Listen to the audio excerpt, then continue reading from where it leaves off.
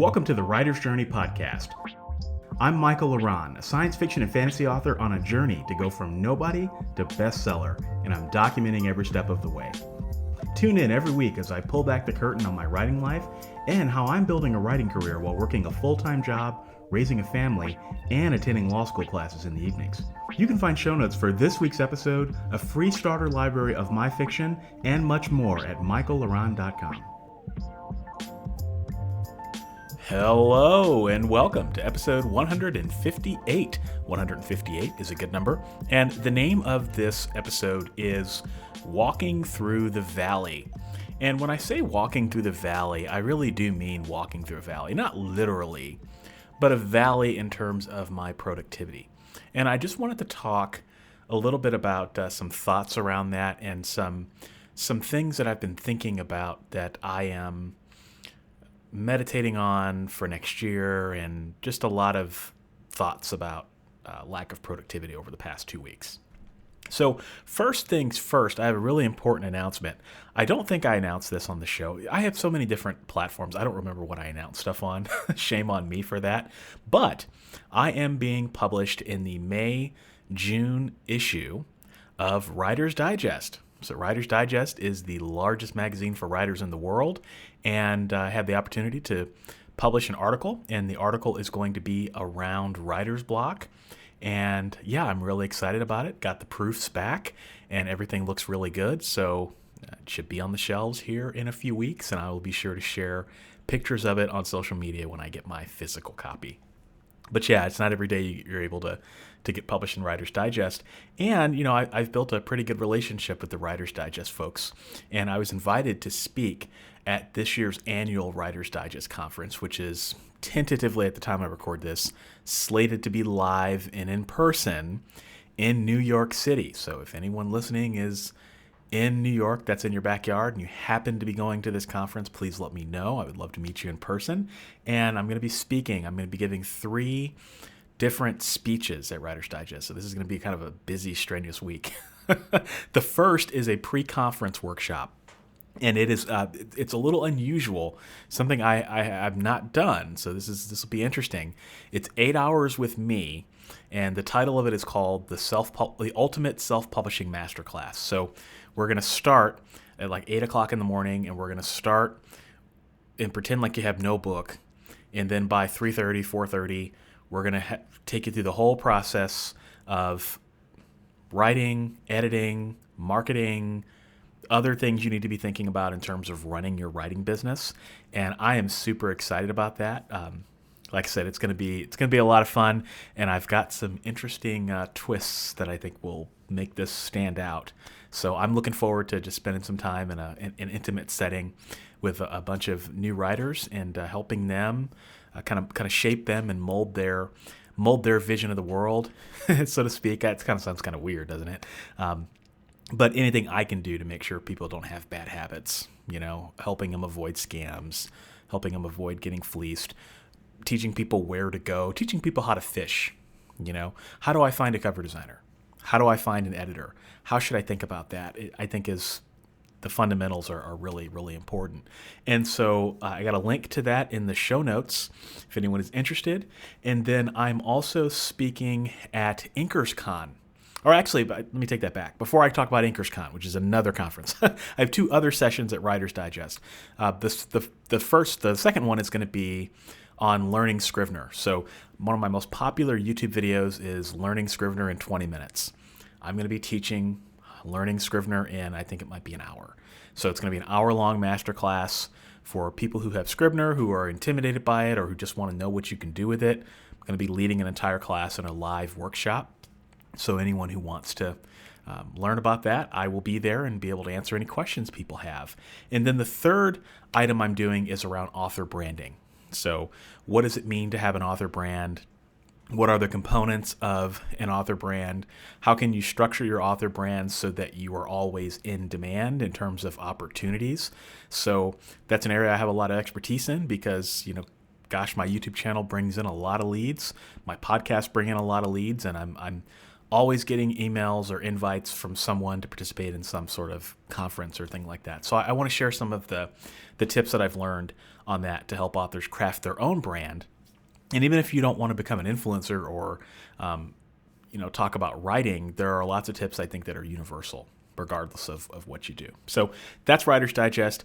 Inkerscon is a conference run by Alessandra Torre. She is the CEO and founder of Authors AI. If you haven't heard that name, she's taken over the world. She's got a great platform and does a lot of really great things. And she invited me to speak at Inkerscon. And so I'm going to be speaking on Be a Writing Machine. So I'm going to take the book and turn it into a talk. So I'm looking forward to that. I will not be there in person this year. It's a little too early. I don't think I'll have my vaccine yet, but I will be speaking virtually. So I'm looking forward to that as well. So those are the announcements for the week. Wins for the week. This is kind of a bittersweet win. It's really actually more bitter than anything else. So my law class started in a week earlier. This is my final law class. Gosh, I cannot wait till I'm done with this. They opened it up a week earlier, and you guys know that I wanted to work ahead as much as I could, so they opened it up a week earlier. I was all over that. It opened up on Monday at midnight, 12:01. I was looking at the material because I just want to be done. So I got the first week's worth of material done for my law class, and this is the last first week I will ever be involved in with law school. And unfortunately, this class is going to be a little bit more involved. It's not harder, but there's just a lot more work. So that's kind of a bummer because it's going to be 5 weeks of, me having to do stuff, and it's going to take me. This is going to take me away from my writing in a sense. But in 5 weeks, I'm at the end of the tunnel. So I've been prolific and made it this far for the last 5 years. I can last another 5 weeks. So my win for the week is that I knocked out that first week. It's gone. So I only got 5 weeks left, and I think I can pace myself to where I can get this done in maybe 4. So I can still get it done early. We'll see what happens, and I'm going to celebrate when I'm done. Now, lesson learned this week. This is a book that I found. I joined the mailing list of the American Copy Editing Society. So you guys know that over the past few weeks, I've been doing a lot of work around automating my editing. And what better way to learn how to think like an editor than to join an editing society? So I'm not an official member. I probably will join it either this year or next year. But I joined their mailing list, and they sent out an email with recommended books that are recently published in the editing world. And I thought that was interesting. And there was one that was called The History of Semicolons. That might not be the exact name, but it's by Cecilia Watson. And it's about the history of the semicolon, where it started, what opinions have been over this punctuation mark over the years. And, it's probably not the book you would think of when you think of sexy. I wouldn't put sexy and semicolons in the same sentence, but the book is it's written in a really great style, like super easy to read, super relatable, lots of fun stories. And so I've been working my way through that, and I've been enjoying it. I happen to be someone who likes to use semicolons. There's just something about them. I like them. It's not so much the sophisticated piece of it, although there is that. I like using all of the different punctuation tools in my toolbox. So if you read my writing books, for example, I loved using dashes. I love experimenting with sentences and paragraphing, and so why not learn about the history of the semicolon? It's a tool in my toolbox, and it will help me learn a little bit more about how to use it. So I've dropped a link if anyone is interested in that. This is an affiliate link, of course, but it's a link in the show notes. You can check it out, and it's a pretty quick read. It won't take you very long to get through.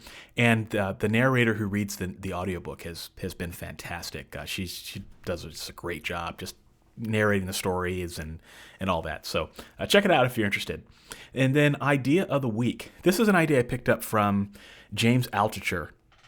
He has a new book out, or I think it's fairly new. He wrote it during the pandemic, but I think he published it over the last month or two. And if anyone who knows James Altucher, he's pretty prolific guy and kind of an out of the box thinker.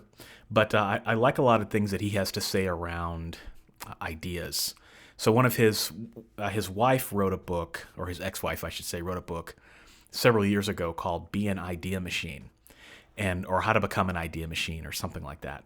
And the basic idea in that book was to come up with 10 new ideas every single day. Just when you wake up, write down 10 ideas, just random ideas, and then do that every single day. And over the period of a year, that's a lot of ideas that you write down. But then the ideas start to mix together.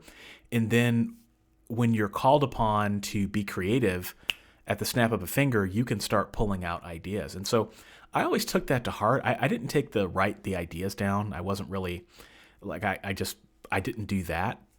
But the concept of cataloging your ideas and how to organize them, that really resonated with me. So anyway, that's a long way to say that he has a new book out, and I buy anything he puts out. And the concept he has in the book, it's called 80-20ing your 80-20 activities. So if you're not familiar with the 80-20 rule, I'm sure you probably are, but for those who aren't, I always have to make sure I explain it. Basically, it's also known as the Pareto principle, which says that 80% or 20% of your 20% of your activities will drive 80% of your results. Let's just put it that way to speak English. All right. So for example, if you have 100 books, it's probably true that 20 of those books are driving 80% or more of your book royalties. All right. So that's kind of how it works.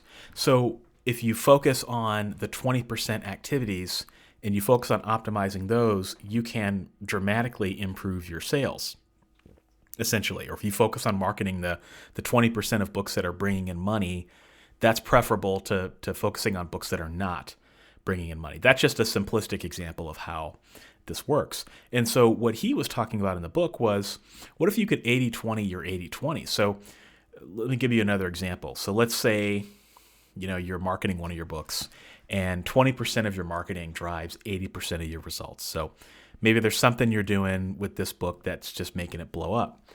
Maybe pay-per-click advertising or something like that. And let's just say, okay, you look at your pay-per-click advertising and you're doing Facebook and you're doing Amazon. Maybe it's true that your Amazon ads are driving 20% of that 80% of the results. So you've just dialed down a little bit further. So you've got the book and 20% of your marketing is pay-per-click advertising. That's driving your sales. And then 20% of that 80% is your Amazon ads. Then you could dial down even further and look at your Amazon ads and say, okay, 20% of the 80% of the Amazon ads are my keyword ads. And 20% of that, you go even further and you could say, okay, they are keywords around a certain group of books, around a certain genre, right? A handful of books that are very similar. So then you might start thinking about different ideas that you could do around those books with your ads that could help you be more effective. Maybe it means throwing more ads. Maybe it means increasing your budget. Maybe it means, running more targets or using those ads as the basis of more targets. Maybe it means something completely outside of Amazon ads, and maybe you start retargeting those people on Facebook so that you can grow your Facebook sales in that area. So if you just get surgical and you take a laser-like focus down, don't just stop at the 80-20. I thought that was fascinating, and it's not something I had thought about before. So that's something I'm going to be trying to think about. So it reminds me a lot of like root cause problem solving, but not quite in that way. But that's the idea of the week. All right, so topic of the week. I titled the name of this episode "Walking Through the Valley." The past 2 weeks, actually it's probably been the past 3 weeks, I just have not been as productive as I like to be. I'm not at my normal cruising speed, to use a car analogy, right? And some of it has, there's a few reasons for it. There's nothing wrong, there's nothing bad. It's just, there's a lot of things going on right now that are impacting me. And so I've been thinking a lot about that in the time that I've had to think about it, and been thinking about what that means and what the next steps for me are so that I can start ramping up that productivity. Because I started my 5,000, 50,000 challenge, and that just didn't work out. And one of the reasons it didn't work out is because I had some family issues that came up. I had a family member that fell ill and had to take care of that. And so that is what it is. I failed the challenge, but no one came to my house to shoot me. So it is what it is. And then when I did write, I was averaging, between the first couple of days, I think I did around 2,000 or 3,000. It was still well below the 5,000 that I needed, but I was getting, maybe 1,500 to 30 or 32, 3,400-ish. I think the most I ever maxed out was 3,400, which is not bad for fiction. That's still a little bit better than my average, but I didn't hit that every day. And so these past few days, I've taken some goose eggs in terms of my productivity, but I've been writing about 100 to anywhere between 100 and 1,000 words a day, which is extraordinarily slow for me. But the thing about it is that this novel is actually there's only been one part where I really didn't know what was coming next. Everything else has kind of it's kind of just flown. Or not flown, but flowed. It feels really good. I'm happy with what I've written. It's just that this novel is taking a little bit longer than usual. And I find, and this is just something I find the longer I've been writing and the more books that I write, and that is that novels are kind of like children. There's some novels that are just easier than others. There's some novels, it's kind of like babies, Some babies sleep through the night after the first week, and then some babies never sleep through the night until they're like 17. So you just kind of learn to roll with it and meet every story on its level. And so that's what I've been doing. Just been patient and going through it. And like I said, I'm happy with what I've written, and I'm going to be really happy when I'm done with this, so I can start book 3. But it just hasn't happened like usual. It hasn't. I haven't been in my beast mode that I wanted to go into. And on top of that, I've been failing to stay on top of my email. So I apologize for anyone who has reached out. I just have not been able to stay on top of my email. My response rates are a little bit longer than usual, but you still get a response. I'm not deleting emails, but it's just taking me a little bit longer. And then law school, this has started. So, my dream of getting this book done before classes started, I didn't realize that. So now I'm dealing with the consequences of it. And I've been going through a busy season at work. Work has made some demands of me, and I'm always happy to flex and spend more time doing that if I need to. And so a lot of things have been going on, and it just goes to, I share all of this with you because I just hope that people hear, because when you see that I've written this many books, people think, oh my gosh, the guy's a machine and blah, blah, blah. And the reality is that, I have my moments where I crank out stuff, kind of like my beast modes, but I also have moments of a lot of downtime and periods where I don't necessarily write every day. There may be some periods where I don't write at all for 2 weeks, and I always get back on the horse and I always keep chipping away at it. And so I've been able to publish this many books over the past 7 or 8 years in spite of having those downtimes. So I just want people to hear that you don't have to be productive all of the time. In fact, that's probably dangerous. I couldn't imagine writing a book every single week. If I did this challenge and I succeeded at it and I wrote a book every 10 days, sure, I probably could find a way to do it, but dang, I'd be burned out by the end of the year. I'd never want to write another novel again, and that's not worth it. And I feel like we, in our community, we value the productivity, right? So, when I'm going, you guys are cheering me on and so on and so forth. But I don't hold myself to any standards. Like, I don't really have any expectations. I just do the challenges because they're fun. And I think it's more fun to see me burn up in flames, if anything. But it's fun if you win too. And so, like I said, these things have been going on, but it's given me some moments of clarity in terms of how I structure my time and what moments like this mean in the greater scheme of my writing life. And so I've actually been reading a lot. So I found myself kind of not gravitating toward the story as much lately. Don't know why that is, but typically what I find, this is another interesting thing that I found over the years, particularly with novels, is that when I find that when I'm not writing as many words, or when I'm sitting down and the words aren't coming as quickly as I would like for them to come, that usually means, and this is my subjective take on this, it usually means that my subconscious is telling me that it needs something. So maybe it needs some additional inspiration, or maybe it needs me to read a book that I don't know that I'm going to read. Or maybe it needs me to go through my life and have something happen to me at the grocery store, or someone say something that triggers, that'd be a great thing to put in a novel, And then all of a sudden I'm back at the races again. And so I've learned, and this is what I'm going to be talking about in my Writer's Digest article, to just drift, just kind of take things as they come and make decisions in the moment that you need to make them. And so when I find myself not gravitating toward the story, and I sit down and I'm only at 500 words, I try to read more, because I find that helps me stay balanced and it helps me stay grounded. So I read Skip the Line by James Altucher. I talked about that. And I've been watching a lot of YouTube videos just around psychology and psychotherapy and personal development and all that stuff.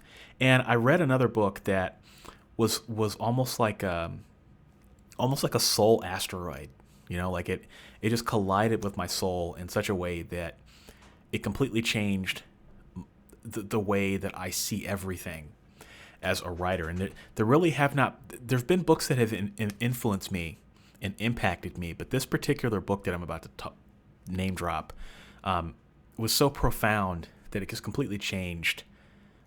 I feel that it changed everything for me. And that book is called The Conquest of Happiness by Bertrand Russell. Bertrand Russell was a British aristocrat and philosopher and mathematician who lived. He was born in the 1870s, and I think he died in the 1970s. He was almost 100 years old. And he was a polymath and just a brilliant mind. And most of his contributions were in the realm of philosophy and mathematics, but he was also a prolific writer. And I'm always drawn to these types. I don't know how I find them, but I'm just always drawn to them. And he just happened to write a book. It was called The Conquest of Happiness. And it was about his thoughts on how one can be happy in their lives. And he wrote this book in 1930, but it reads like he wrote it today. And I read that book, and it was just a game changer for me. And I want to tell you why it was a game changer, but I'm still meditating on just how influential this book was for me. And I'm not ready to talk about it yet. My hope is that I will have my thoughts gathered next week. So be prepared. Next week's episode is probably going to be deep. It's probably going to be long, but I hope that there's something. I just want to pass along what I learned, because it was so, it got me rethinking everything, And so I was thinking about 2022 and how I want that year to look. And I think before I read this book, I would have said, all right, I'm going to set some goals. I think I want my marketing to be like this. I want my writing to be like this. And I'm to the point now, I think, where I'm not going to set any goals for 2022. Or I might set one or two, but instead of setting goals, I'm thinking about just setting frameworks of how I'm going to think in 2022. One of my things is that I am endlessly ambitious. I'm a striver, and I'm constantly going after the next thing. And I feel like I've gotten to a point in my career where I don't need to do that anymore. I can just sit back.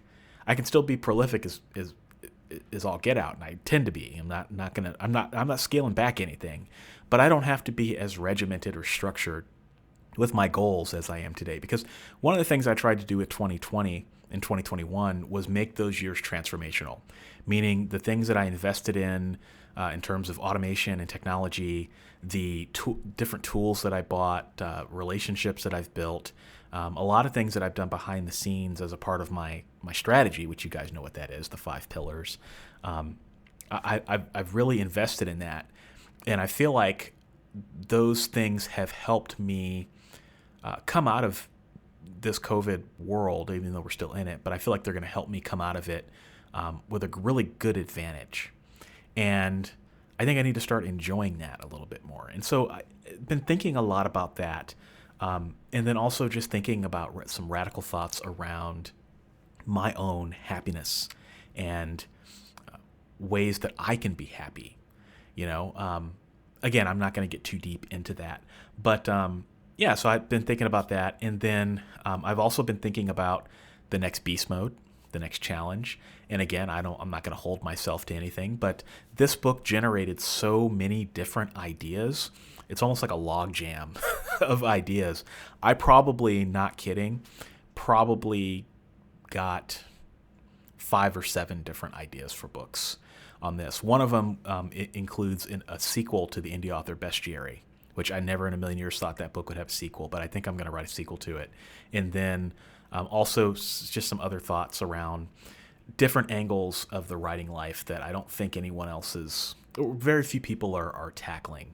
And it's not really related to happiness. It's more, there's some other things that it just got me thinking about.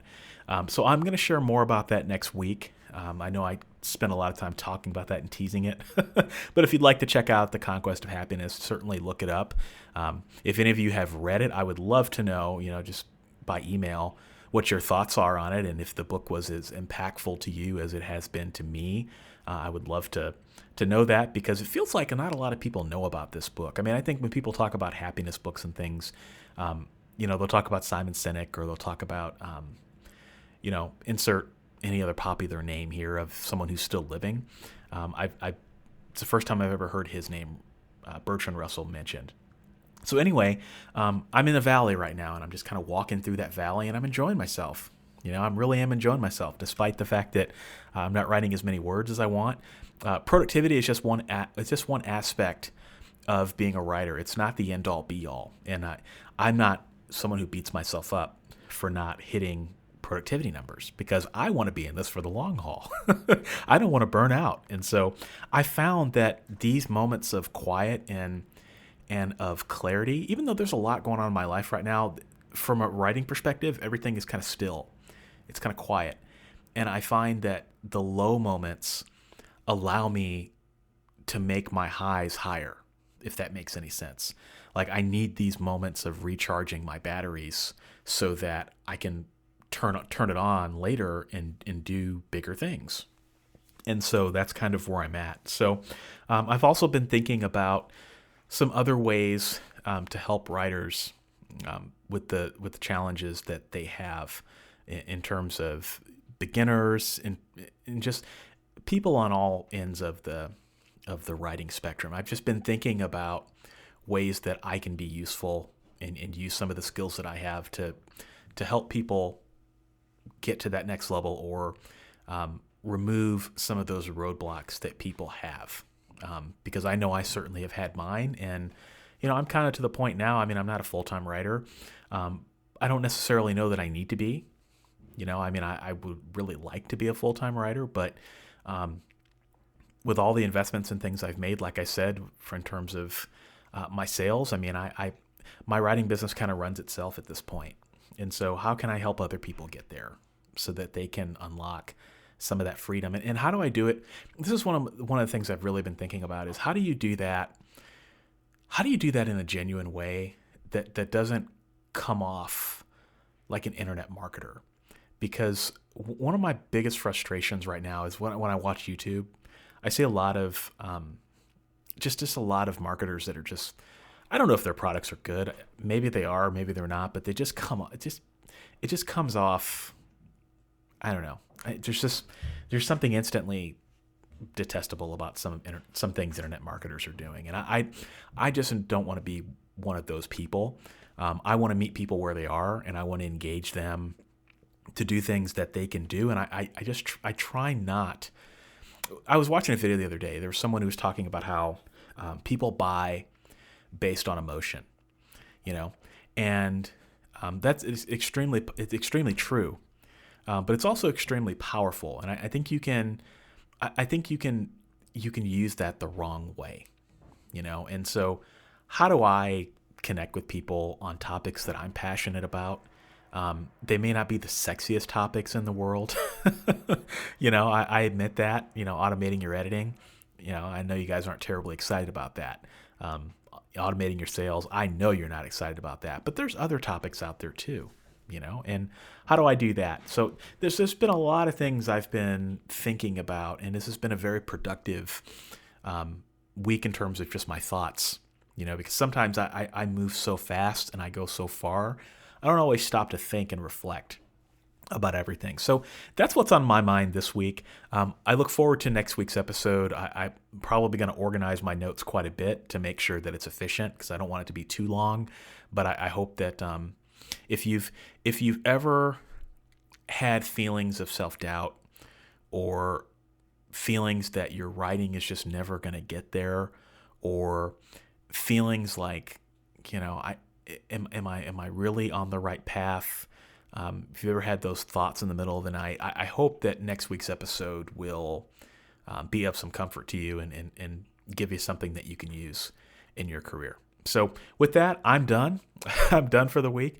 I'm going to be trying to get some more words in, and I hope that everybody listening, hope you're having a good week. Hope you're staying safe. Hope you're getting some words in yourself, moving things along, and I will plan on talking to you next week. Peace. Thanks for joining me this week. If you enjoyed this episode, you'll enjoy my backlist episodes at michaelaran.com/podcast. For your free starter library of my favorite novels, join my fan club by visiting michaelaran.com/fanclub. If you're a writer and want to connect with me further, check out my YouTube channel, Author Level Up, for helpful writing advice at authorlevelup.com. Thanks for listening, and I'll be back next week.